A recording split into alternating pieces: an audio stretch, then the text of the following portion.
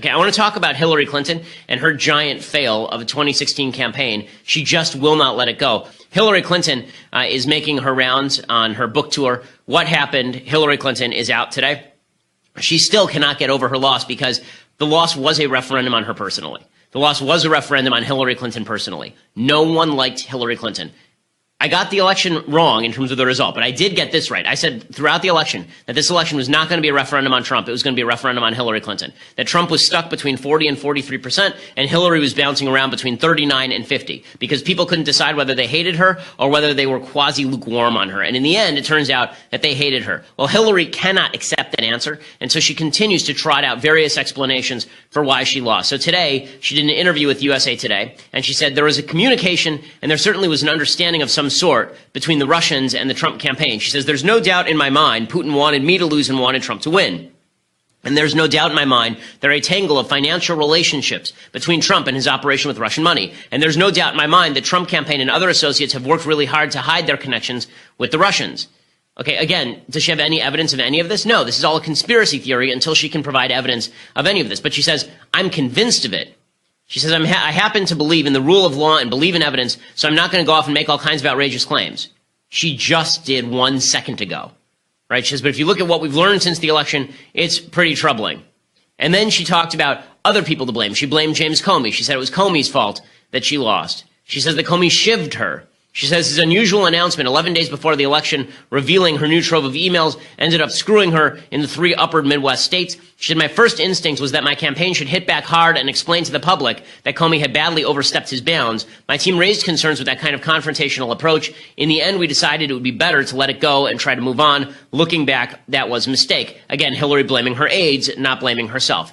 This is the problem for Hillary Clinton. It's the problem for the Democratic Party. They cannot look internally and say to themselves, what did we do to alienate all these people? So instead, what they're doing is they're doing more of the same. So the big news for Democrats today in the last few days has been their continuous and constant focus on Medicare for all. Okay, this is their new pitch, right? It's Bernie Sanders' old pitch, this Medicare for all pitch, this idea that we are going to supplement Obamacare with a scheme whereby everyone is covered by Medicare, because Medicare is great, yay. There are only a few problems with this. One, there's very little evidence that shows that Medicare has actually improved health outcomes for people. The reason for that is because most doctors are now rejecting new Medicare patients. The reimbursement rates are not high enough for doctors to take new Medicare patients.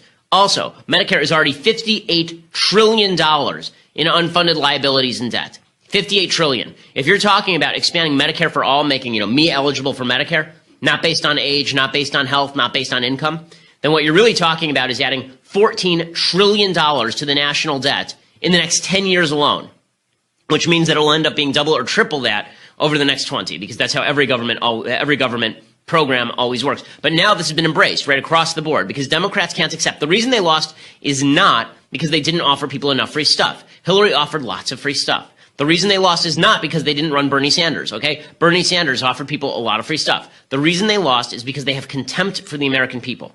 Democrats have contempt for the American people, particularly white people living in Midwestern states. They think these people are rubes, they think these people are fools, and they think these people ought to be on the losing end of American politics.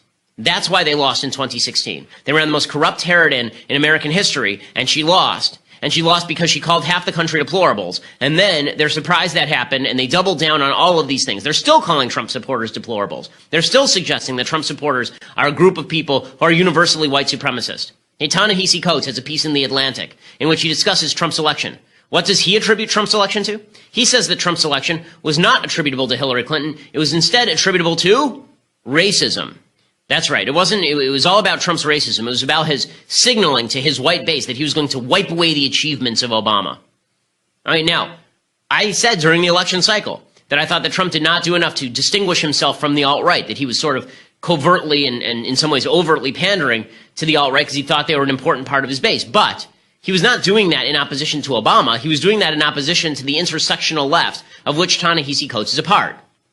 The people who say that identity is inextricably intertwined with politics, that white people are part of a white privileged society, keeping black people and Hispanic people down. That's what people were reacting to, not Obama. Obama remains the most popular politician in America. Michelle Obama is right now leading primary polls among Democrats. So the idea that that it's really about backlash to Obama. That's what all this was. That's not true. It's backlash to intersectionality. But Democrats have to find something other than themselves to blame. Because if they looked in the mirror, then they would actually have to examine what they've done wrong here. And they've done some things pretty wrong, including insulting the American people on a regular basis. Okay, so because the Democrats can't accept that they lost, they continue to trot out Hillary Clinton as some sort of tragic figure. And some of it's really funny. So according to USA Today, there are poignant moments in her book, particularly as she describes trying to get through the first days and weeks after the election. The suit she had chosen to wear for her victory speech, white, the color of the suffragettes, stayed in the garment bag. You remember when she wore the white suit at the convention. For the concession speech the next morning, she wore a gray and purple suit she had planned to wear on her first trip to Washington as president-elect. Purple, the color combination of red and blue, was designed as a subtle tip to bipartisanship. Okay, I still do get a kick out of the fact that she's not the president. And whatever I think of Trump, and how he is behaving lately and how he is legislating, I am very happy she is not president. She says, on Inauguration Day, watching a rival she had warned was a threat to the nation being sworn into the job she assumed would be hers, she focused as she walked down the west front of the Capitol on breathing. In, out. Scream later, she told herself. I'm sure she did, and I'm sure she hurled a few lamps and such. So, just amazing. She says, what makes me such a lightning rod for fury? I'm really asking. I'm at a loss. Well, that you're super corrupt, and that you are super rehearsed, and that you are incredibly partisan, and that you think half the country is filled with terrible people.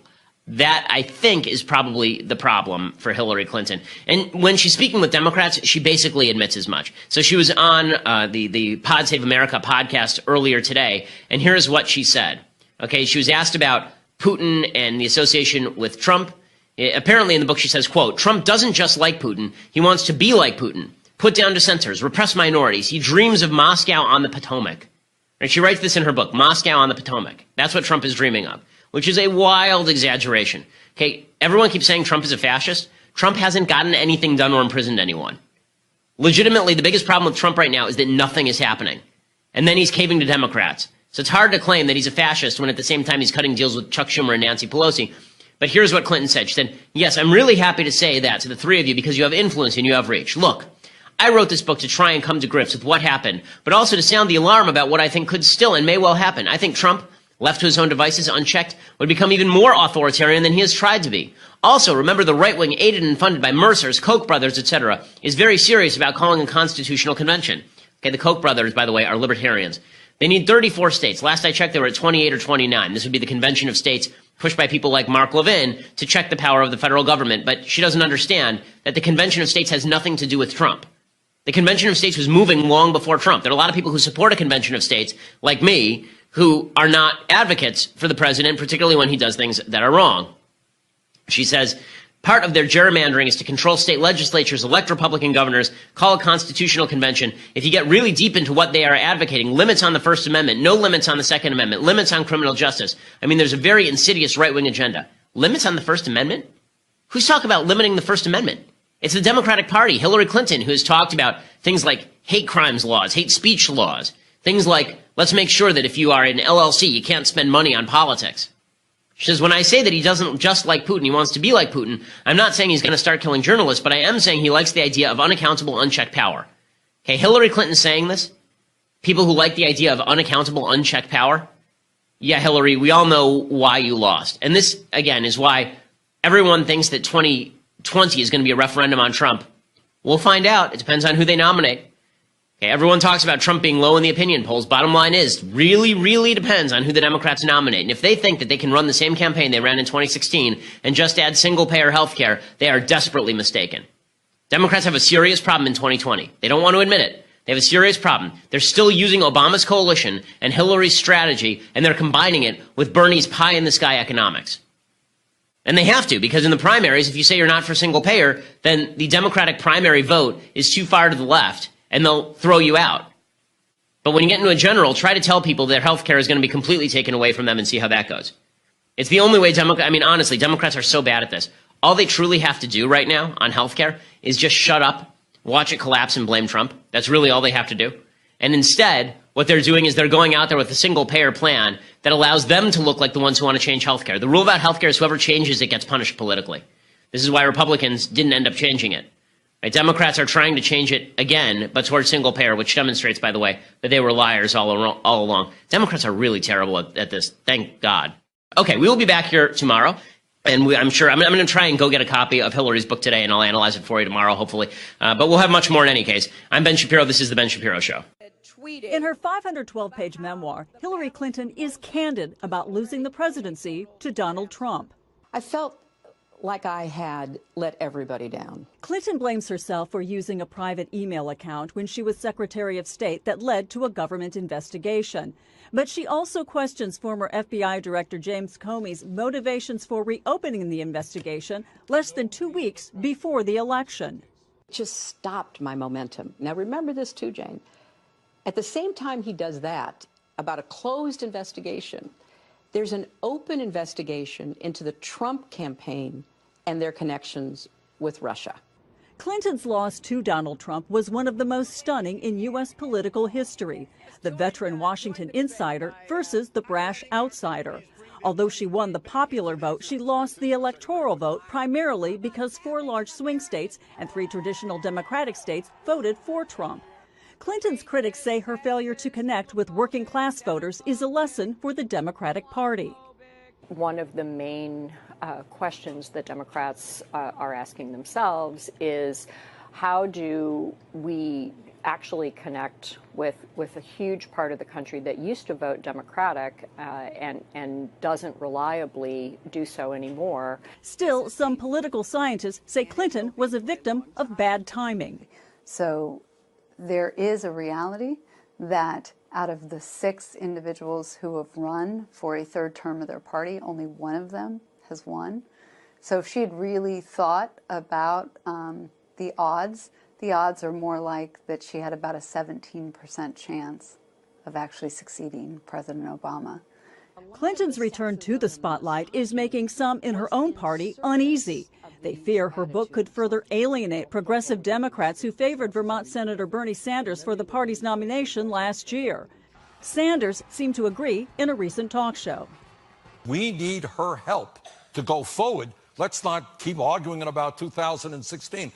Clinton says she's closing the book on being a candidate, but isn't necessarily closing the book on politics. Still, she won't say how she'll write her next chapter. Diane Estabrook, Al Jazeera, Washington.